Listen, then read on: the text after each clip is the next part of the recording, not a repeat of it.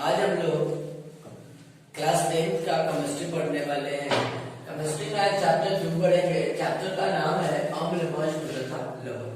यानी अम्ल क्या होता है, भस्म क्या होता है और लवण के बारे में हम लोग विस्तार से जानेंगे। सबसे पहले हम लोग अम्ल किसको कहते हैं? अम्ल का मतलब होता है एसिड।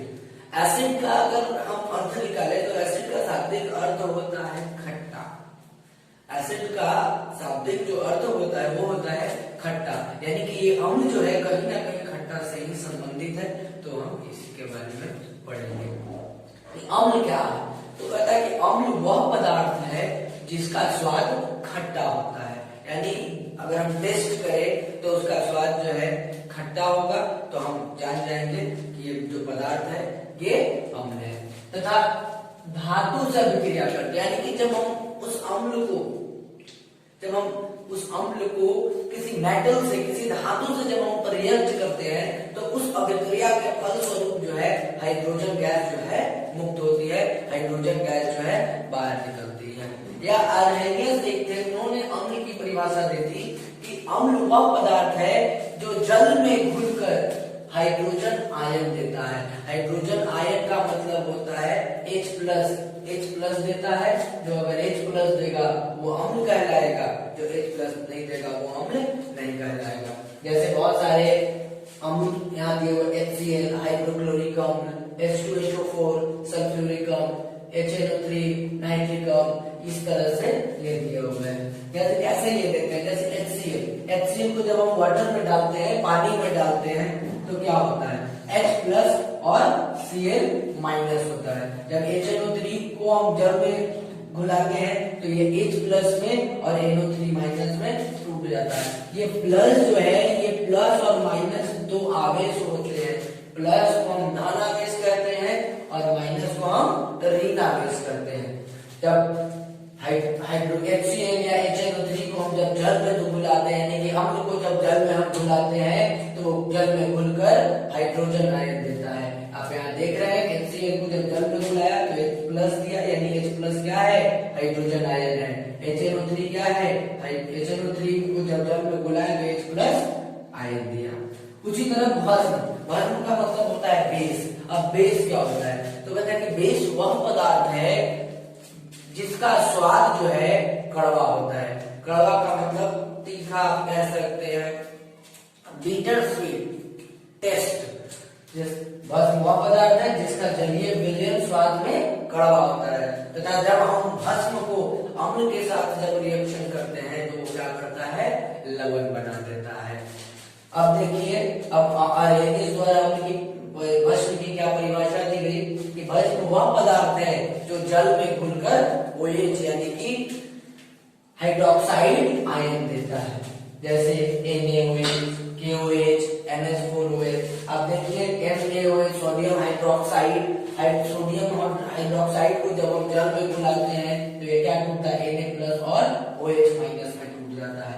KOH को जब जल में घुलाए तो K+ और OH- में टूट जाता है। यानी कि जब भस्म वह पदार्थ है जिसे जो जल में घुलकर हाइड्रोक्साइड यानी कि OH- देता है। नोट में आप देख लीजिए कि क्षार किसको कहते हैं, जो कि भस्म के अंतर्गत आता है कि जल में विले भस्म को हम क्षार कहते हैं। लेकिन अब ये समझना है, बहुत जगह यूज हुआ है विलियन या विले, और एक और टर्म होता है विलायक।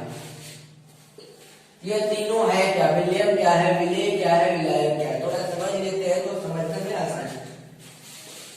जैसे मान लीजिए कि यहाँ पे चीनी है, पानी है और चीनी प्लस पानी का घोल है। हम मान सकते हैं ये तीन चीजें, तो चीनी, पानी और चीनी पानी का घोल।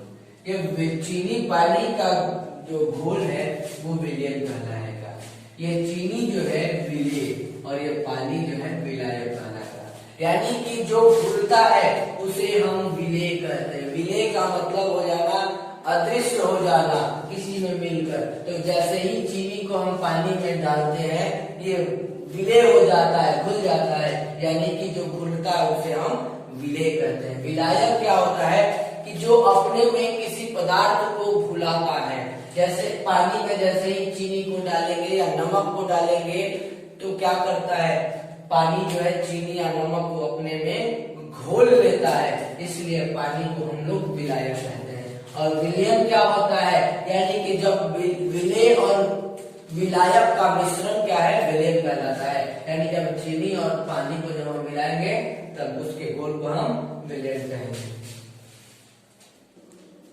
चलिए आइए अब देखते हैं विद्युत अपघट्य, जिसको इलेक्ट्रोलाइट कहते हैं।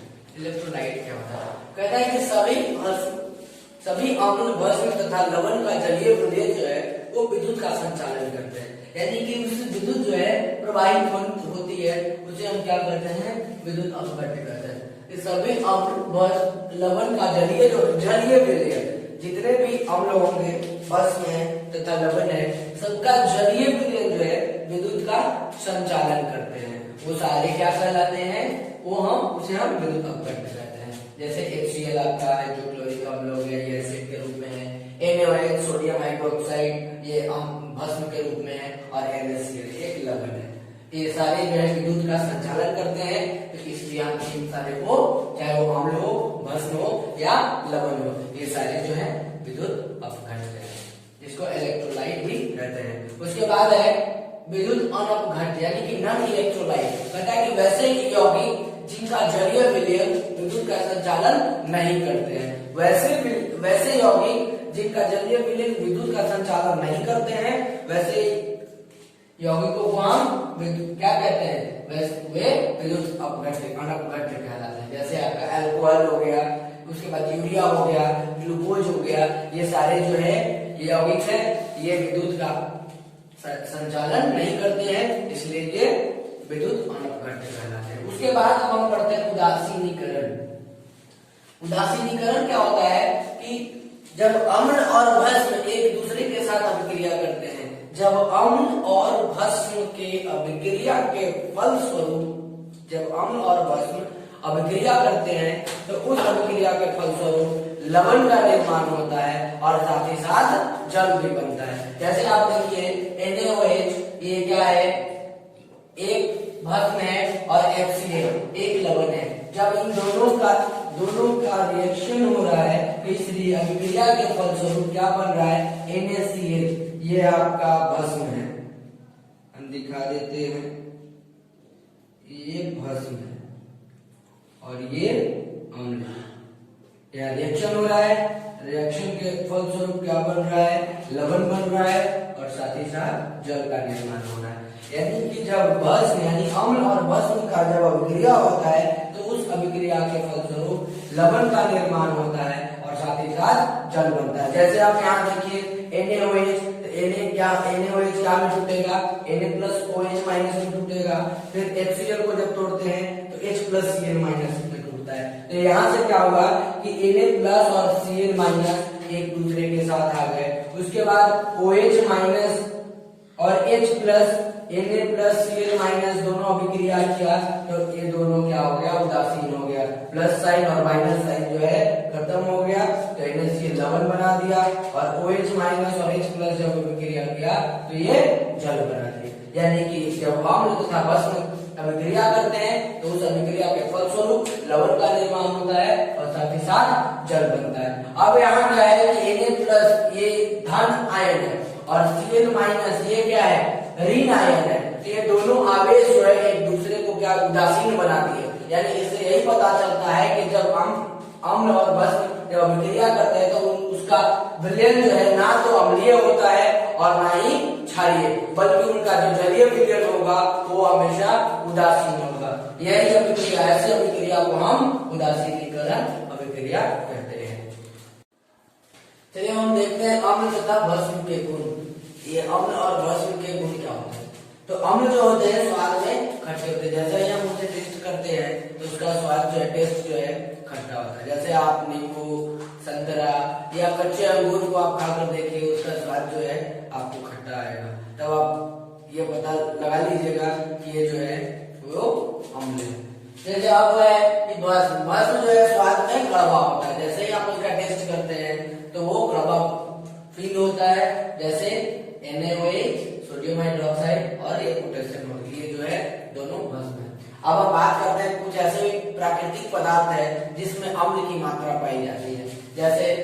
पदार्थ है और उसमें कौन सा अम्ल उपस्थित है इसके बारे में पढ़े। जैसे संतरा एवं नींबू का रस, संतरा और नींबू का रस, उसमें कौन सा अम्ल पाया जाता है तो सिट्रिक अम्ल पाया जाता है।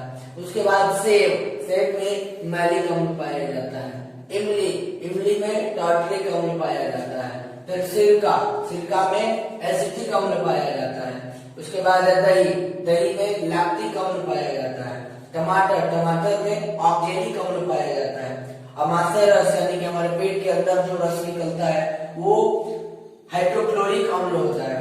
चाय, चाय में टैनिक अम्ल पाया जाता है। विटामिन सी, विटामिन सी में एस्कॉर्बिक अम्ल पाया जाता है। और लाल चींटी, लाल चींटी में फॉर्मिक अम्ल पाया जाता है। अब देखते हैं विषैले तथा कृमिनाशक संहारक अम्ल। कुछ अम्ल जो है वो काफी ज्यादा विषैले होते हैं और कुछ जो होते हैं वो काफी ज्यादा संहारक यानी कृमिनाशक होते हैं। जैसे कुछ अब फिनॉल की बात कर ले यानी कार्बोलिक अम्ल, जिसको हम लोग फिनॉल भी कहते हैं। फिनॉल जो है काफी विषैला अम्ल है, उसमें पॉइजन की मात्रा पाई जाती है। अगर गलती से भी इसका हम सेवन कर ले तो ये बहुत ही खतरनाक होता है, इसीलिए इसका उपयोग जो है हम लोग साफ सफाई में करते हैं। तो उसके बाद है कुछ अम्ल संक्षारक एवं हानिकारक होते हैं, जैसे सल्फ्यूरिक अम्ल H2SO4। इसका प्रयोग जो है हम लोग मोटर गाड़ी के बैटरी में बैटरी अम्ल के रूप में करते हैं। इस एसिड का यूज जो है बैटरी में डाला जाता है। उसके बाद है नाइट्रिक अम्ल, इसका प्रयोग जो है खाद यानी कि जो खाद खेतों में उर्वरक और भी जो रासायनिक पदार्थ है, कीटनाशक पदार्थ है, उसको बनाने के लिए किया जाता है। साथ ही साथ में विस्फोटक पदार्थ बनाने के लिए भी नाइट्रिक अम्ल का प्रयोग किया जाता है। उसके बाद हाइड्रोक्लोरिक अम्ल, जिसको हम HCl भी कहते हैं, यह हमारे पेट में क्या भोजन पचाने में सहायक होता है। यह हमारे पेट में स्रावित होता है, जो कि हमारे भोजन को पचाने में बहुत हद तक सहायता करता है। लेकिन अगर क्या होता है कि कभी कभी ऐसा होता है कि हमारे पेट में HCl यानी हाइड्रोक्लोरिक अम्ल का जो स्राव जो है बहुत अधिक हो जाता है, जिसके कारण हमारे पेटों में अम्लीयता की मात्रा बढ़ जाती है, जिससे गैस की प्रॉब्लम होने लगता है और पेट में दर्द शुरू हो जाता है। तब हम लोग उसके उपचार हेतु एंटासिड का प्रयोग करते हैं। एंटासिड जो होते हैं वो एक तरह का क्षार है, क्षारीय होते हैं। जैसे आपका सोडियम हाइड्रोक्साइड, उसके बाद मैग्नीशियम हाइड्रोक्साइड, जिसके सेवन से हमारे पेट का दर्द जो है या जो भी गैस है वो ठीक हो जाता है। उसके बाद एक और नोट में जानना है कि शुक्र ग्रह का जो वातावरण है, वेनस का जो वातावरण है, वो हल्के पीले रंग के सल्फ्यूरिक अम्ल से के बादलों से घिरा होता है।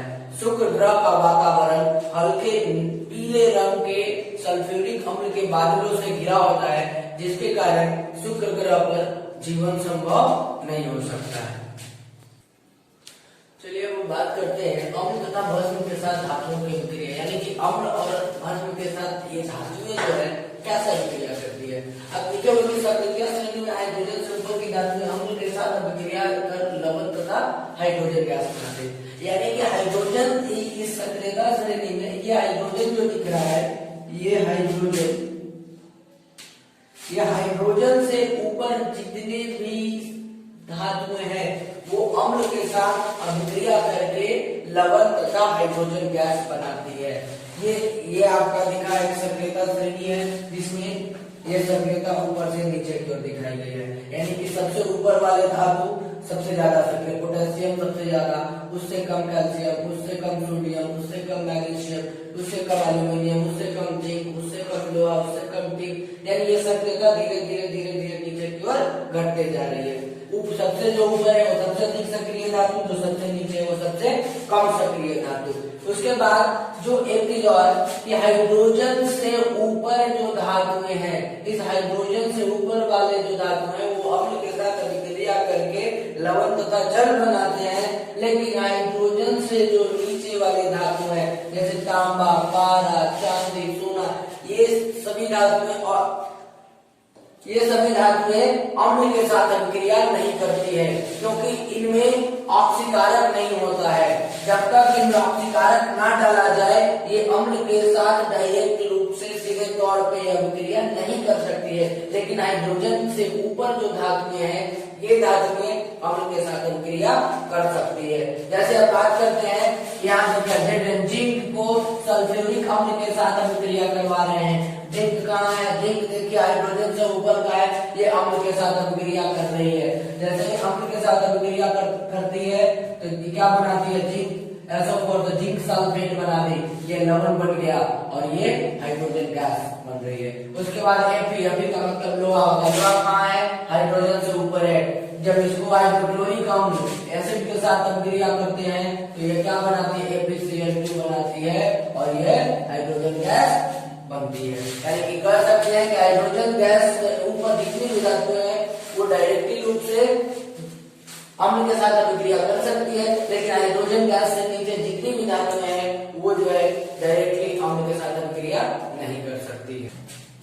चलिए बात करते हैं कि धातु के कार्बोनेट एवं बाइकार्बोनेट से अम्ल की अभिक्रिया। जब अम्ल को धातु के कार्बोनेट और बाइकार्बोनेट से जब हम रिएक्ट करते हैं, अभिक्रिया करते हैं, तो उस अभिक्रिया का फलस्वरूप लवण, जल और कार्बन डाइऑक्साइड यानी CO2 गैस का निर्माण होता है। जैसे हम बात करते हैं पहले ZnCO3, ये क्या है, जिंक कार्बोनेट है। जिंक कार्बोनेट ये धातु के कार्बोनेट है, जिंक धातु है, कार्बोनेट है। कार्बोनेट के साथ जब अम्ल की अभिक्रिया करते हैं H2SO4 अम्ल के साथ अभिक्रिया क्या बना दिया, ZnHO4 जिंक सल्फेट, ये एक तरह का लवण है। उसके बाद H2 यानी जल बन रहा है और साथ ही साथ CO2 यानी कार्बन डाइऑक्साइड एक गैस बन रही है। यहाँ पे बात करते हैं NaHCO3, ये सोडियम बाइकार्बोनेट है। सोडियम ये भी धातु के बाइकार्बोनेट के साथ जब अम्ल की अभिक्रिया करते हैं, HCl एक अम्ल है, हाइड्रोक्लोरिक अम्ल, तो क्या बनाता है, NaCl बनाता है, एक लवण, सोडियम क्लोराइड एक लवण है, उसके साथ ही जल बनता है और CO2 कार्बन डाइऑक्साइड गैस का निर्माण होता है।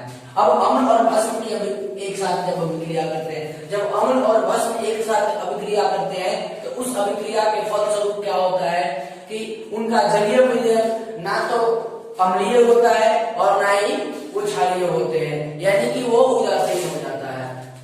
और उसके फलस्वरूप क्या होता है कि जब दोनों रिएक्ट करते हैं तो लवण बनता है और साथ ही साथ जल बनता है। जैसे देखिए NaOH एक भस्म है, सोडियम हाइड्रोक्साइड एक भस्म है और HCl हाइड्रोक्लोरिक अम्ल एक अम्ल है। जब हम रिएक्ट करते हैं तो NaCl सोडियम क्लोराइड एक लवण बनाती है और साथ ही साथ जल बनाती है। और इसी अभिक्रिया को हम क्या करते हैं, उदासीनीकरण अभिक्रिया करते हैं, क्योंकि इस अभिक्रिया के फलस्वरूप इसका जलीय विलयन ना तो अम्लीय रहती है और ना ही क्षारीय होती है, इसका जलीय विलयन उदासीन हो जाता है, जिसके कारण इसे हम उदासीनीकरण अभिक्रिया भी कहते हैं। अब बात करते हैं धातु के ऑक्साइड से अम्ल की अभिक्रिया, यानी कि धातु के ऑक्साइड से जब अम्ल की अभिक्रिया करते हैं तो क्या होता है, धातु के ऑक्साइड जो होते हैं वो मूल रूप से क्षारीय होते हैं और जब क्षार का अम्ल के साथ अभिक्रिया होता है तो वो लवण तथा जल बनाते हैं। आप यहाँ देखिए CuO यानी क्यूप्रिक एसिड का सल्फ्यूरिक एसिड के साथ जब अभिक्रिया करते हैं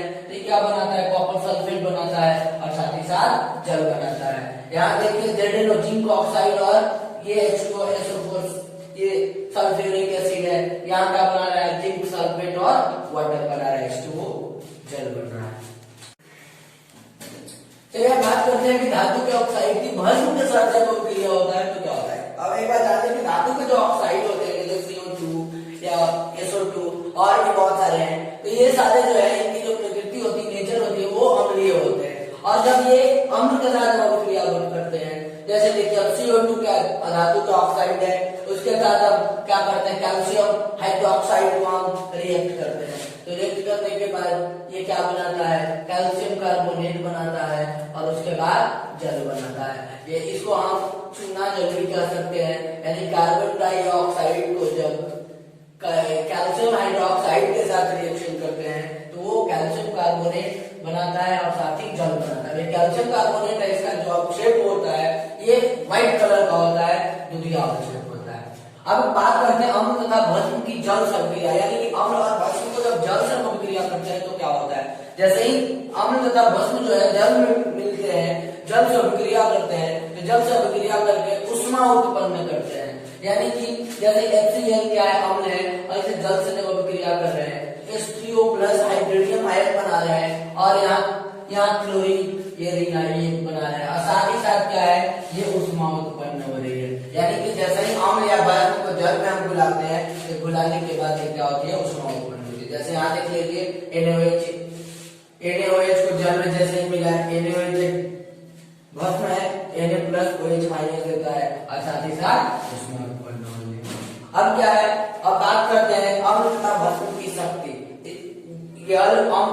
के आधार पर अम्ल और भस्म जो है दो दो तरह के होते हैं। अम्ल एक ऐसा होता है जैसे प्रबल अम्ल, फिर दुर्बल अम्ल, यानी स्ट्रॉन्ग एसिड और वीक एसिड कहते हैं। उसी तरह भस्म के दो प्रकार के होते हैं, एक होते हैं प्रबल भस्म और दूसरा दुर्बल भस्म, यानी स्ट्रॉन्ग बेस और वीक बेस। तो सबसे पहले स्ट्रॉन्ग एसिड की बात कर ले, प्रबल अम्ल की बात कर ले कि प्रबल वे अम्ल जो जल में पूर्णतः घुलकर आयनित हो, वे आयन जो जल, वे अम्ल जो जल में घुलकर लगभग पूर्णतः आयनित होकर हमें हाइड्रोजन आयन देते हैं, यानी कि वो जल में पूरी तरह से घुल जाते हैं, उनकी थोड़ी भी मात्रा नहीं बचती, वो पूरी तरह से जल में घुलकर आयनित होकर हाइड्रोजन आयन यानी H प्लस देते हैं। उसे हम क्या कहते हैं? प्रबल अम्ल, प्रबल अम्ल कहते हैं।